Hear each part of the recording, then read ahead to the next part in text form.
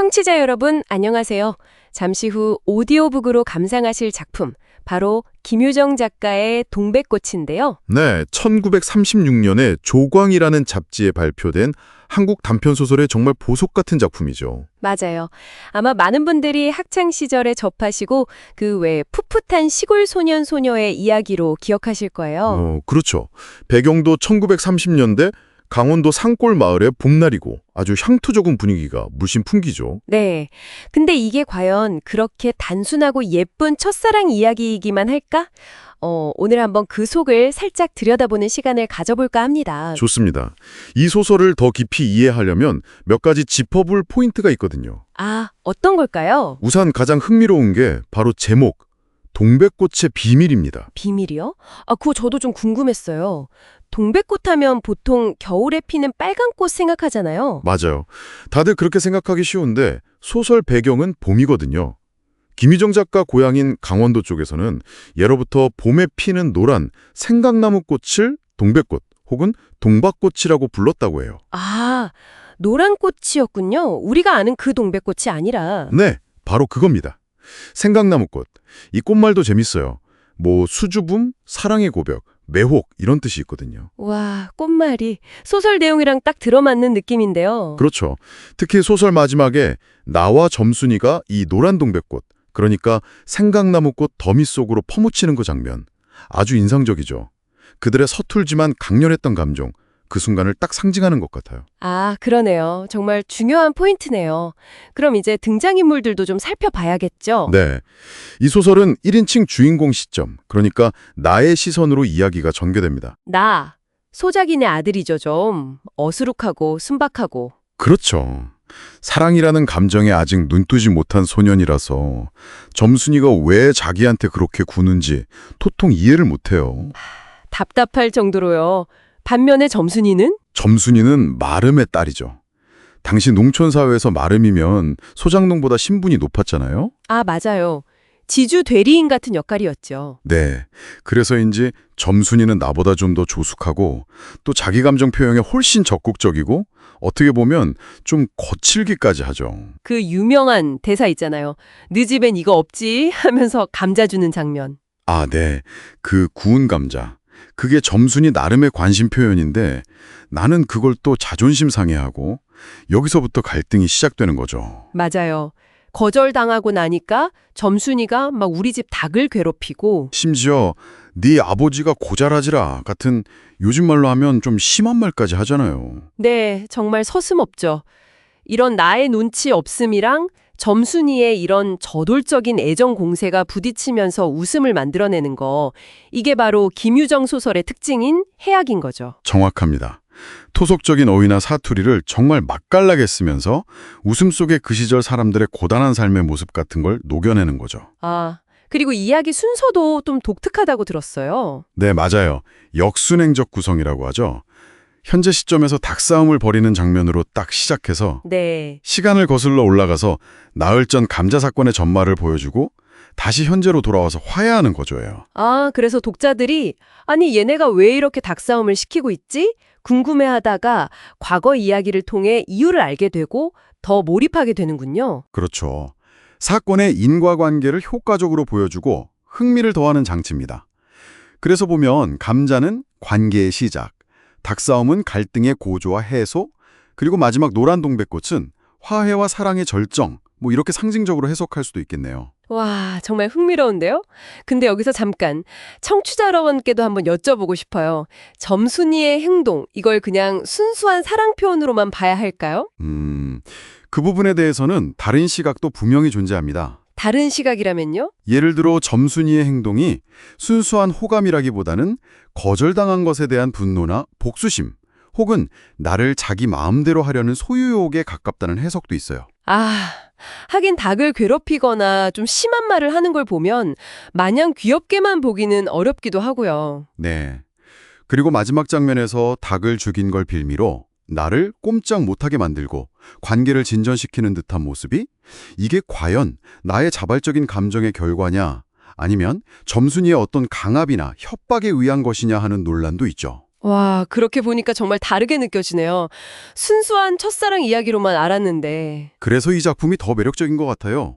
단순해 보이는 이야기 속에 여러 해석의 가능성을 열어두고 있다는 점이요. 그렇군요. 그럼 이 동백꽃 오디오북은 어떤 분들이 들으시면 특히 더 좋을까요? 일단 한국 고전 문학의 맛, 특히 김유정 작가 특유의 그 해학적인 문체를 제대로 느끼고 싶은 분들께는 정말 추천하고 싶고요. 네네. 또 풋풋하면서도 아주 개성 넘치는 인물들의 성장 이야기를 좋아하시는 분들도 재미있게 들으실 것 같아요. 맞습니다.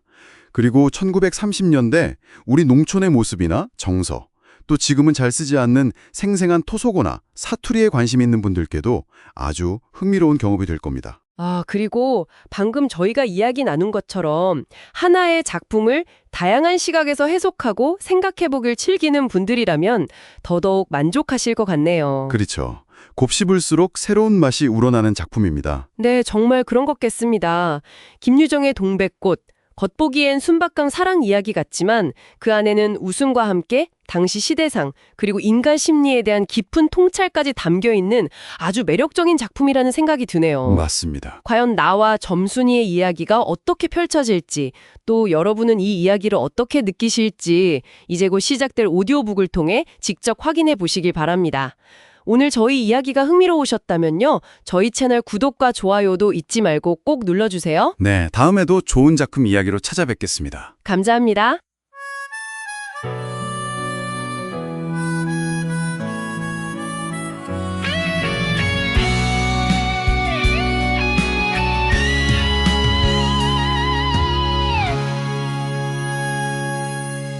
어둠 속 피어난 꽃 동백 숨겨진 이야기 그 시작을 알 일이 청년과 소녀 엇갈린 마음 시골 풍경 속 피어나는 아련한 추억 다구름 소리 싸움의 그림자 점순 그녀 누구인가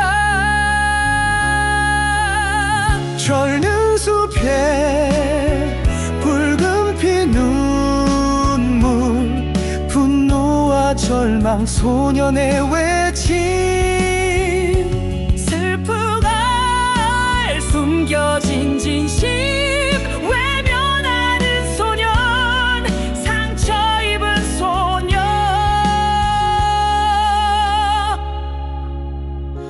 동백꽃 붉게 피어 운명의 그림자들이 우고 사랑과 미움 갈등의 씨앗 뿌려지네 아 give me that back update 그 아픈 이야기가 시작되려 하네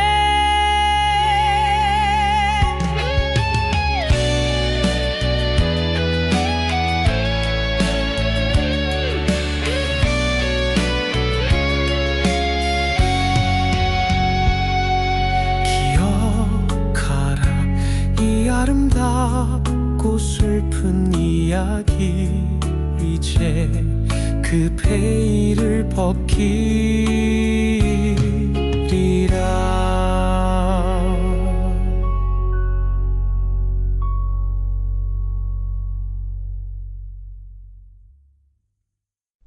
어서 와, 얘들아. 지금부터는 김유정 작가님의 소설 동백꽃을 시트콤처럼 각색한 이야기를 들려줄 거야. 주인공, 나와 얄미운 듯 아닌 듯 오락가락하는 점순이의 좌충우돌 시골 로맨스, 아니 닭싸움 대소동. 기대해도 좋아. 이야기 시작. 오늘도 또 우리 집 수탉이 점순이네 닭한테 신나게 쫓기고 있었다. 점심을 후다닥 먹고 산으로 나무를 하러 나가려는데 등 뒤에서 푸드득 푸드득 하고 닭싸움 소리가 난리법석이었다. 깜짝 놀라 고개를 돌려보니 역시나 두 놈이 또 싸우고 있었다. 점순이네 수탉은 머리도 크고 오소리처럼 아주 단단하게 생긴 놈인데 덩치 작은 우리 집 수탉을 일방적으로 때리고 있었다. 그냥 때리는 것도 아니고 푸드득하고 닭 벼슬을 쪼고 물러섰다가 또 잠깐 쉬었다가 다시 푸드득하고 목을 쪼는 거였다. 아주 능글맞게 약을 올리면서 말이야. 그럼 우리 집 수탉은 맞을 때마다 부리로 땅을 받으면서 끽끽 하고 비명을 질렀다. 물론 아직 아물지도 않은 닭벼슬을 또 쪼여서 빨간 피가 뚝뚝 떨어지고 있었다. 나무를 등에 짊어질 때 쓰는 도구인 지게의 막대기. 이걸 가만히 내려다보고 있자니 나도 머리가 터져서 피가 흐르는 것처럼 눈에서 불이 번쩍 났다. 당장 지게 막대기를 들고 달려들어 점순이네 닭을 후려칠까 하다가 간신히 참았다. 때리는 신용만 해서 겨우 떼어놓았다. 이번에도 분명 점순이가 싸움을 붙여놓은 게 틀림없을 것이다. 날 약 올리려고 그런 게 뻔했으니까. 점순이 얘는 왜 이렇게 나를 못 잡아먹어서 안달인지 모르겠다. 나흘 전 감자 일만 해도 나는 잘못한 게 하나도 없는데 말이다. 마을 경계를 나타내는 나무 울타리. 점순이가 나무를 캐러 가려면 갈 것이지. 왜 남의 집 울타리 엮는 일에 와서 괜히 얼쩡거리는 건 뭐냔 말이야. 그것도 발소리를 죽여서 등 뒤로 살금살금 와서 말이다. 예, 너 혼자만 일하니? 하고는 별 의미 없는 말을 건넸다. 어제까지만 해도 점순이랑 나는 서로 이야기도 잘 안 하고 만나도 못 본 척척하며 점잖게 지냈는데 갑자기 이렇게 친한 척하는 건 또 무슨 일이야? 아니, 나보다도 작은 애가 일하는 나한테 말이야. 그럼 혼자 하지. 여럿이 하냐? 내가 이렇게 퉁명스럽게 대답하니까 너 일하기 좋니? 또는 한여름이나 되거든. 하지 벌써부터 울타리를 해? 이것저것 잔소리를 늘어놓더니 다른 사람이 들을까봐 손으로 입을 틀어막고는 그 속에서 깔깔 웃는 거였다. 행주치마는 일할 때 입는 치마, 앞치마 주머니는 그 속 주머니. 별로 웃을 일도 없는데 날씨가 풀리더니 이 애가 미쳤나 싶었다. 게다가 조금 뒤에는 자기 집 쪽을 힐끗힐끗 돌아보더니 앞치마 주머니에서 손을 빼서 내 턱 밑으로 불쑥 내미는 거였다.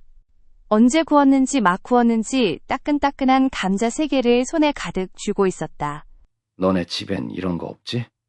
하고는 으스대듯이 큰 소리를 치면서 자기가 준 걸 다른 사람이 알면 큰일 날 테니 여기서 빨리 먹어버리라고 했다. 그러면서 또 하는 말이 봄 감자가 맛있대. 난 감자 안 먹어. 너나 먹어라. 나는 고개도 안 돌리고 일하던 손으로 그 감자를 어깨 너머로 휙 밀쳐버렸다. 그랬더니 그래도 가는 기색이 없고 게다가 씩씩거리는 숨소리가 점점 거칠어지는 게 아닌가. 이건 또 뭐야 싶어서 그제야 비로소 돌아보니 나는 정말 놀랐다. 우리가 이 마을에 들어온 지 3년 가까이 되지만 여태껏 까무잡잡하던 점순이의 얼굴이 홍당무처럼 새빨개진 적이 없었다. 게다가 눈에 도끼를 품고 한참 나를 쏘아보더니 나중에는 심지어 눈물까지 글썽거리는 거였다. 그리고 바구니를 다시 집어들더니 이를 악물고는 넘어질 듯 말 듯 논두렁으로 냅다 달려가는 거였다. 어쩌다 동네 어른이 점순이에게 너 얼른 결혼해야지. 하고 웃으면 걱정 마세요. 때 되면 다 알아서 가겠죠. 뭐. 아무렇지 않은 듯 능청스럽게 이렇게 천연덕스럽게 대답하던 점순이었다. 원래 부끄럼도 안 타고 화났다고 눈물이나 흘릴 애도 아니었다. 화나면 차라리 내 등을 바구니로 한 대 후려치고 도망갔을 텐데. 그런데 그렇게 고약한 표정을 하고 가더니 그 뒤로는 나를 보면 잡아먹으려고 악을 바락바락 쓰는 거였다. 설령 준 감자를 안 받아먹은 것이 실례였다고 해도 줄 거면 그냥 주지. 니네 집엔 이런 거 없지? 그 말은 또 뭐야? 과거에 땅 주인을 대신하여 농사를 짓는 소작인들을 관리하던 사람, 땅을 빌려 농사 짓는 사람. 안 그래도 점순이네는 이 동네 마름이고 우리는 그 손에서 땅을 빌려 농사 짓는 소작인 처지라 늘 굽실거려야 했다. 요즘으로 치면 점순이네는 건물주, 우리는 그 건물에서 장사하는 세입자 같은 관계였지. 우리가 이 마을에 처음 들어와 집이 없어서 힘들게 지낼 때 집터를 빌려주고 그 위에 집을 짓도록 도와준 것도 점순이네의 호의였다. 그리고 우리 엄마 아빠도 농사철에 먹을 게 부족하면 점순이네 가서 쌀도 빌려다 먹고는 아이고 이런 좋은 분들이 어디 또 있겠어 하고 침이 마르도록 칭찬하곤 하셨다. 남녀간에 문제가 생기면 그러면서도 20살도 안 된 우리가 둘이서 붙어 다니면 동네에 이상한 소문이 날까봐 조심하라고 주의를 시켜준 것도 우리 엄마였다. 왜냐하면 내가 점순이랑 사고라도 치면 점순이네가 화낼 것이고 그러면 우리는 농사 짓는 땅도 잃고 집에서도 쫓겨날 수도 있었기 때문이다. 우리 재산이 점순이네 손에 달려 있었으니까. 그런데 이 애가 아무 이유 없이 악을 바락바락 쓰면서 정말 나를 괴롭혀 죽이려고 하는 것 같았다. 점순이가 울면서 달려간 다음 날 저녁 무렵이었다. 나무를 한 짐 잔뜩 지고 산을 내려오려는데 어디서 닭이 끽끽거리는 소리가 났다. 이거 누구 집에서 닭 잡나 하고 점순이네. 울타리 뒤로 돌아오다가 나는 그만 눈이 휘둥그레졌다. 집 앞에 평상처럼 높게 만든 공간. 점순이가 자기 집 대청마루에 혼자 걸터앉아 있었는데 앞치마 앞에다 우리 암탉을 꼭 붙들어 놓고는 이놈의 닭! 죽어라, 죽어라. 볼기짝. 이렇게 아주 독하게 때리고 있는 게 아닌가. 그것도 머리나 때리면 모를까 아예 알도 못 낳게 하려고 엉덩이 부분을 주먹으로 퍽퍽 때리고 있었다. 나는 눈에 불이 나고 온몸이 부들부들 떨렸지만 사방을 한번 휘둘러보고 나서야 점순이네 집에 아무도 없다는 걸 알았다. 들고 있던 지게 막대기를 들어 울타리의 중간 부분을 후려치며 이놈의 계집애, 남의 닭을 못 낳으라고 그러니? 하고 소리를 떽찔렀다. 그러나 점순이는 조금도 놀라는 기색이 없고 그대로 의젓이 앉아서 자기 집 닭을 때리듯이 또 죽어라 죽어라 하고 때리는 거였다. 이걸 보니 내가 산에서 내려올 때를 노리고 미리 닭을 잡아가지고 있다가 나 보란 듯이 내 앞에 두고 있는 게 확실했다. 하지만 나는 그렇다고 남의 집에 뛰어들어가 계집애하고 싸울 수도 없는 노릇이고 내가 너무 불리하다는 걸 알았다. 그래서 닭이 맞을 때마다 지게 막대기로 울타리나 후려칠 수밖에 별도리가 없었다. 왜냐하면 울타리를 때리면 때릴수록 나뭇가지가 부서지고 뼈대만 남았기 때문이다. 아무리 생각해도 나만 손해보는 일이었다. 야, 이 망할 계집애. 남의 닭 아주 죽일 작정이냐? 내가 눈을 부릅뜨고 다시 꽉 소리치니까 그제야 울타리 쪽으로 후다닥 오더니 울타리 밖에 서 있는 내 머리를 겨냥해서 닭을 냅다 던지는 거였다. 에이, 더럽다. 더럽다. 더러운 걸 널떠러 지금까지 끼고 있으랬니? 망할 계집애 같으니. 기세, 위력, 물지똥, 달걀을 만드는 기관.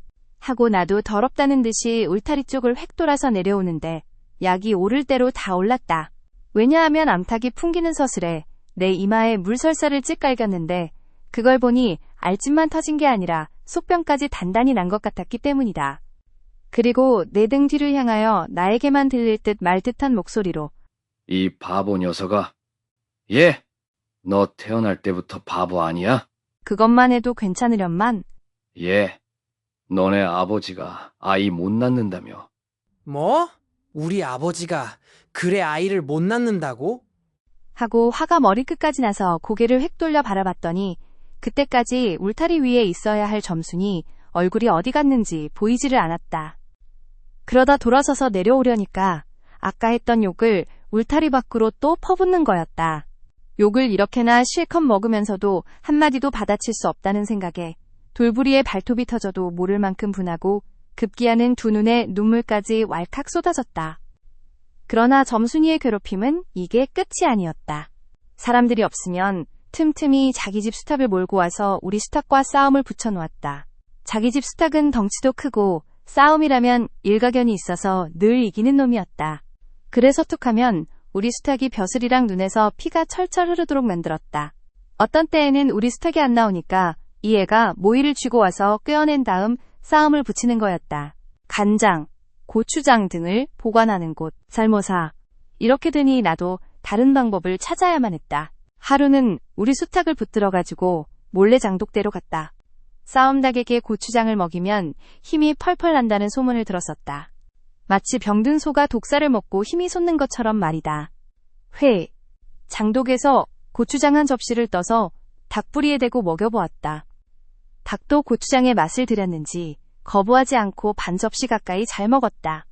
그리고 먹고 금세는 힘을 못 쓸 테니 어느 정도 기운이 돌도록 닭장 속에 가두어 두었다. 똥오줌을 섞어 만든 비료, 밭에 거름을 두어 짐지어 나르고 나서 잠시 쉴 참에 그 닭을 안고 밖으로 나왔다.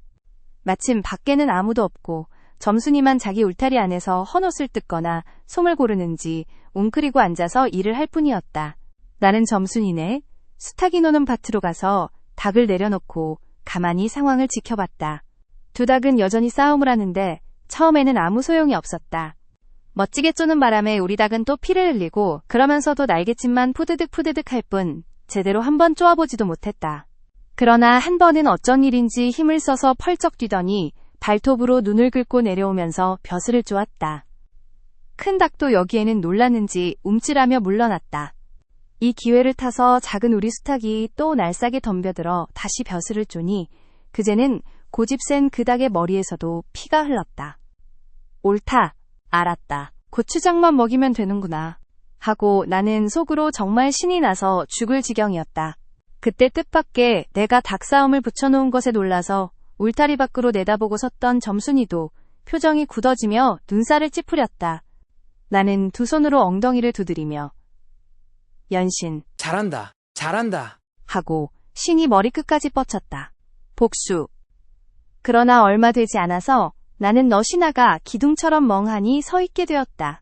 왜냐하면 큰 닭이 한 번 쪼인 것에 안가품하듯이 흥분해서 연이어 쪼는 통에 우리 수탉은 꼼짝 못하고 일방적으로 맞았기 때문이다. 이걸 보고서 이번에는 점순이가 깔깔 웃는데 일부러 나 들으라는 듯이 더 크게 웃는 거였다. 나는 더 이상 못 보고 덤벼들어서 우리 수탉을 붙들어가지고 다시 집으로 들어왔다. 고추장을 좀 더 먹일 걸 너무 급하게 싸움을 붙인 게 후회됐다. 장독대로 돌아와서 다시 턱 밑에 고추장을 들이댔다. 흥분해서 그런지 도통 먹지를 않았다. 관련 물부리. 담배를 물고 피우는 기구. 나는 어쩔 수 없이 닭을 똑바로 눕히고 그 입에다 담배 파이프를 물렸다. 그리고 고추장 물을 타서 그 구멍으로 조금씩 부어 넣었다.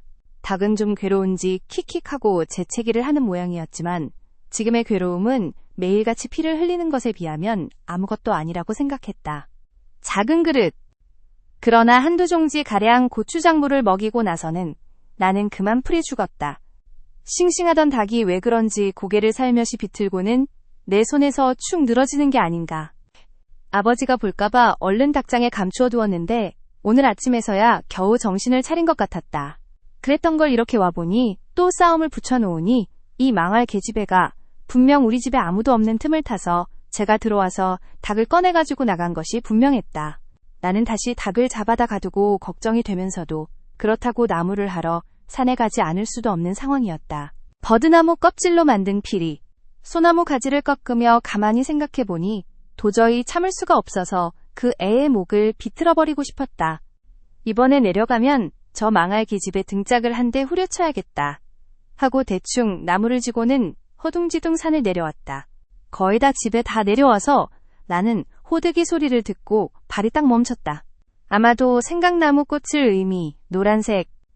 탐스럽게 산기슭에 널려있는 굵은 바윗돌 틈에 노란 동백꽃이 소복하니 깔려 있었다. 그 틈에 끼어앉아서 점순이가 얄밉게도 호드기를 불고 있는 거였다. 그보다 더 놀란 것은 그 앞에서 또 푸드득 푸드득 하고 들리는 닭싸움 소리였다. 분명 이 애가 날 약 올리려고 닭을 다시 꺼내서 내가 내려올 길목에다 싸움을 붙여놓고는 자기는 그 앞에서 아무렇지 않은 듯 호드기를 불고 있는 게 분명했다. 나는 약이 오를 대로 올라서 두 눈에서 불이 나고 눈물이 왈칵 쏟아졌다. 나무지게도 벗어놓을 새 없이 그대로 내동댕이 치고는 지게 막대기를 휘두르며 허둥지둥 달려들었다. 가까이 와보니 과연 내 짐작대로 우리 수탉이 피를 흘리고 거의 죽기 직전이었다.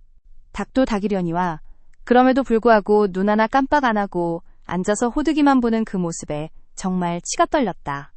동네에서도 소문이 났지만 나도 한때는 싹싹하고 일도 잘하고 예쁜 애인 줄 알았는데 지금 보니 눈빛이 완전히 여우 같았다. 나는 당장 달려들어서 나도 모르는 사이에 큰 수탉을 한 방에 때려 눕혔다. 닭은 푹 엎어진 채 다리 하나 꼼짝 못하고 그대로 죽어버렸다. 그리고 나는 멍하니 서 있다가 점순이가 매섭게 눈을 치켜뜨고 달려드는 바람에 뒤로 벌렁 넘어졌다. 이놈아! 너 왜 남의 닭을 때려 죽이니? 그럼 어때? 하고 일어나다가 뭐, 이 자식아. 누구 집 닭인데? 하고 가슴을 밀치는 바람에 다시 벌렁 넘어졌다. 그리고 나서 가만히 생각하니 분하고 창피하기도 하고 또 한편으로는 큰일을 저질렀으니 이제 농사짓는 땅도 잃고 집에서도 쫓겨나야 할지도 모른다는 생각에 사로잡혔다. 나는 비틀비틀 일어나서 소매로 눈을 가리고는 얼떨결에 엉엉 울음을 터뜨렸다. 그러다 점순이가 앞으로 다가와서 그럼 너 이 다음부터는 안 그럴 거야? 하고 물을 때에야 비로소 살 길을 찾은 듯 싶었다. 나는 눈물을 우선 씻고 뭘 안 그러겠다는 건지도 모르면서 그래. 하고 무턱대고 대답했다. 이 다음부터 또 그래 봐라. 내가 자꾸 못 살게 굴 테니까. 그래. 이젠 안 그럴 테야. 닭 죽은 건 걱정 마. 내가 안 잃을 테니. 그리고 무엇에 떠밀렸는지 점순이가 내 어깨를 짚은 채 그대로 털썩 쓰러졌다.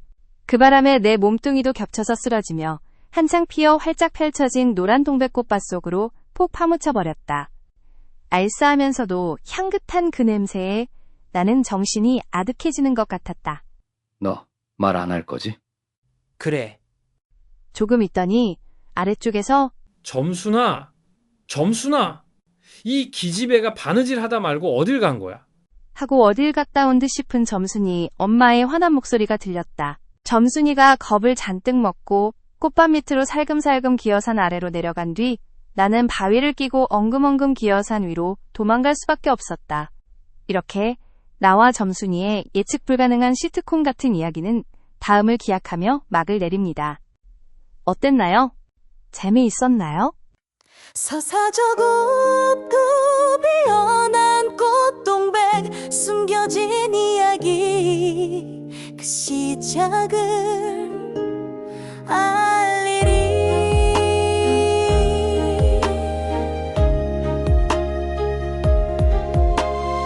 소년과 소녀 엇갈린 말